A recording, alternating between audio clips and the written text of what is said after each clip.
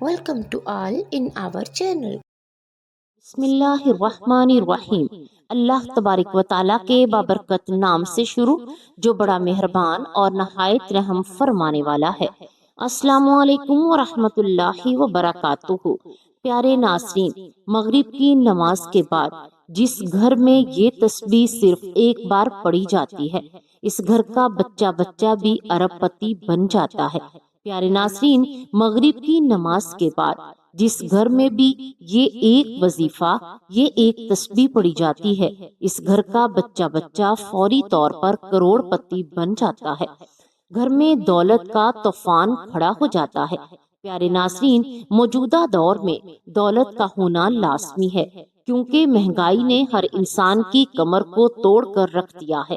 اگر ہمارے پاس دولت ہوگی تو ہم اپنے بچوں کو اچھا مستقبل دے سکتے ہیں، جیسے کہ اچھی تعلیم، اچھا کپڑا، اچھی خوراک اور اچھا رہن سہن۔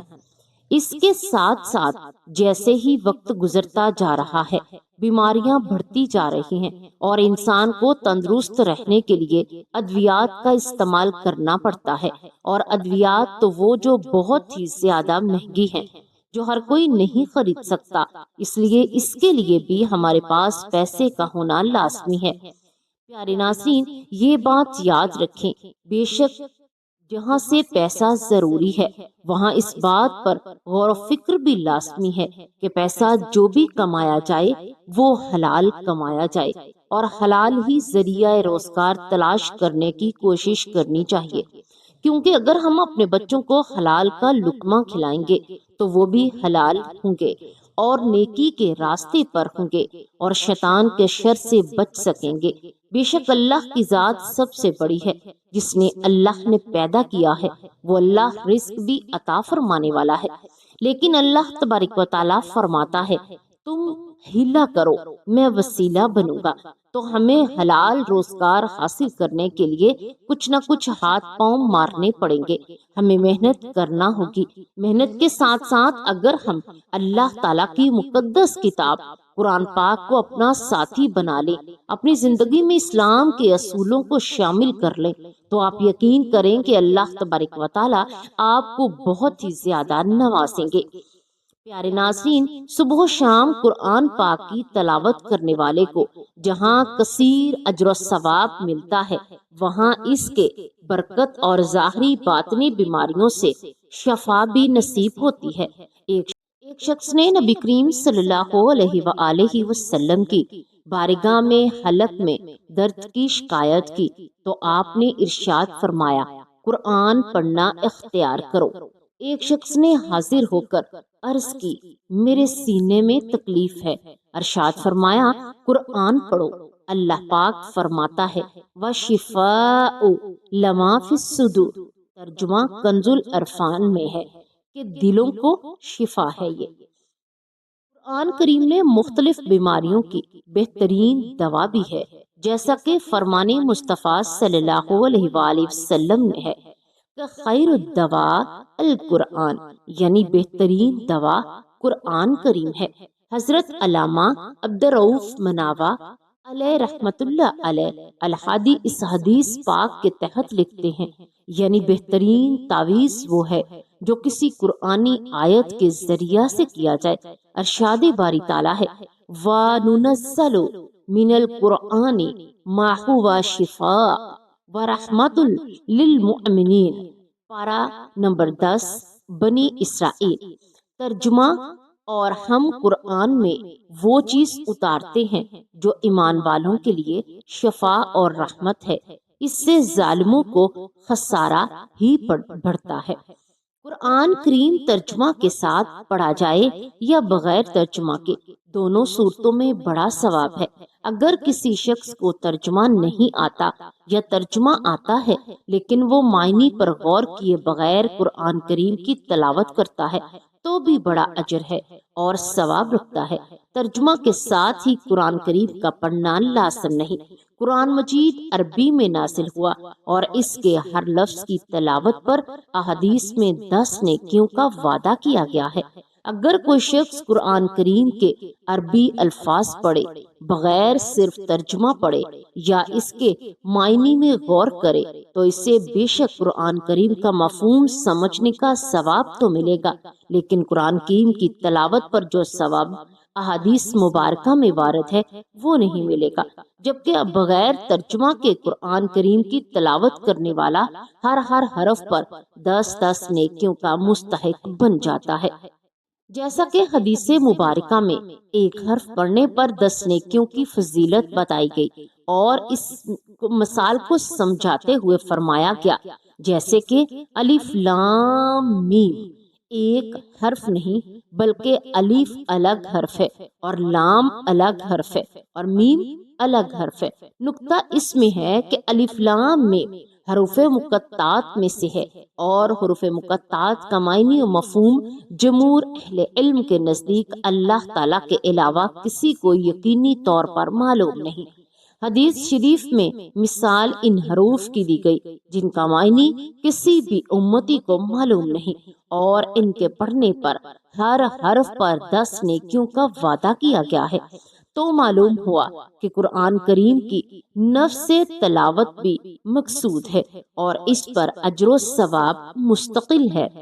اس لیے قرآن کریم کی تلاوت کا ثواب تو عربی الفاظ کی تلاوت پر ہی ملے گا اور ان الفاظ کو سمجھ کر پڑھنے یا ان کی تلاوت کے ساتھ ترجمہ پڑھنے یا اس میں غور کرنے سے ثواب مزید بڑھ جائے گا۔ حاصل یہ کہ سمجھے کہ بغیر تلاوت قرآن کریم کو فضیلت میں کم نہ سمجھا جائے۔ تلاوت مستقل طور پر مطلوب ہے اور آپ صلی اللہ علیہ وآلہ وسلم کی بعثت کے مقاصد اور معمولات اور صحابہ کرام رضوان اللہ علیہ اجمعین کے معمولات میں شامل ہے۔ البتہ قرآن کریم ایک آیت سیکھنے پر حدیث مبارکہ میں یہ فضیلت وارد ہوئی ہے کہ ایک آیت کا سیکھنا 100 رکعت نفل نماز سے بہتر ہے، لہٰذا کوئی شخص تلاوت کے ساتھ ساتھ آیات کا معنی و مفہوم سمجھ کر پڑھتا ہے تو وہ اس فضیلت کا مستحق بن جاتا ہے۔ اگر کوئی قرآن مجید کو سمجھنے کی خواہش رکھتا ہو تو اسے چاہیے کہ کسی مستند عالم دین کی خدمات حاصل کر کے ان کی نگرانی میں سمجھے، اپنے قوت مطالعہ پر اعتماد نہ کرے تاکہ قرآن مجید رسول اکرم صلی اللہ علیہ وآلہ وسلم کے فرامین کے مطابق سمجھنا ممکن ہو، کیونکہ رتب و یابس میں فرق کرنا عام مسلمان کے لیے ممکن نہیں۔ پیارے ناظرین، اب چند سورتوں کے مختصر فضائل سنتے ہیں۔ سورۃ الفاتحہ 100 مرتبہ پڑھ کر جو بھی دعا مانگی جائے قبول ہوتی ہے۔ سورۃ البقرہ کی تلاوت سے شیطان گھر سے بھاگ جاتا ہے۔ آیت الکرسی پڑھنے سے محتاجی دور ہوتی ہے۔ سورۃ الکہف کو ہمیشہ پڑھنے والا دجال کے فتنوں سے محفوظ رہے گا۔ والدین کی قبر پر ہر جمعہ سورہ یاسین کی تلاوت کرنے سے اس کے حروف تعداد کے برابر اس کے گناہ بخش دیے جائیں گے۔ سورۃ الدخان پڑھنے سے مشکل دور ہوتی ہے۔ جو قریب المرگ ہو اس پر سورۃ الجاسیہ کا دم کرنے سے اس کا خاتمہ بالخیر ہوگا۔ سورۃ الحجرات کا پڑھنا اور دم کر کے پینا گھر میں خیر و برکت کے لیے مفید ہے۔ سورہ کاف پڑھنے سے باغ میں پھلوں کی کثرت ہوتی ہے۔ سورہ رحمان 11 بار پڑھنے سے تمام مقاصد پورے ہوتے ہیں۔ سورۃ الواقعہ جو شخص روزانہ پڑھے گا اس کو کبھی بھی فاقہ نہ ہوگا۔ سورۃ الملک کو ہر رات میں پڑھنے سے اللہ تبارک و تعالی آپ کو قبر کے عذاب سے محفوظ رکھیں گے۔ پیارے ناظرین، اب بڑھتے ہیں اپنے وظیفے کی طرف۔ وہ کون سا وظیفہ ہے جس سے کر کے اللہ تبارک و تعالی ہمیں فقیر سے بادشاہ بنا دیں گے، ہمیں اتنی دولت عطا فرمائیں گے کہ ہم خود بھی حیران رہ جائیں گے۔ مال و دولت میں برکت کے لیے درج ذیل امور کا اہتمام کریں۔ نمبر 1، فجر کی نماز کے بعد 70 مرتبہ اللہ لطیف بی عبادی یرزق من یشاء وہو القوی العزیز پڑھیں اور مغرب کی نماز کے بعد ایک تسبیح استغفر اللہ کی لازمی پڑھیں۔ مغرب کی نماز کے بعد سورۃ واقعہ پڑھنے کا معمول بنانے۔ اور نمبر 4، رشتہ داروں کے ساتھ صلہ رحمی کریں۔ موجودہ نعمتوں پر اللہ تبارک و تعالیٰ کا شکر ادا کرتے رہیں۔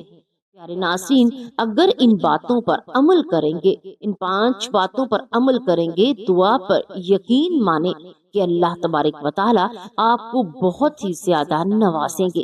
ہم نے ان تمام باتوں پر عمل کر کے اللہ تبارک و تعالیٰ سے بہت ہی زیادہ اس کا اجر پایا ہے۔ اللہ نے ہمیں اتنا نوازا الحمدللہ کہ ہمیں کسی بھی چیز کی کمی نہ رہی۔